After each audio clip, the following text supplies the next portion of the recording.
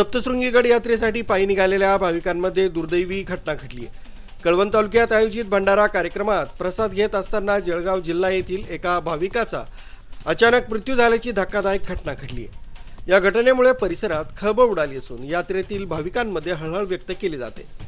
सप्तशृंगी देवीच्या दर्शनासाठी अनेक भाविक पायी यात्रा करत असताना कळवण तालुक्यात भाविकांसाठी भंडारा कार्यक्रमाचं आयोजन करण्यात आलं होतं। या ठिकाणी भाविकांना प्रसाद तसंच जेवण दिलं जात होतं।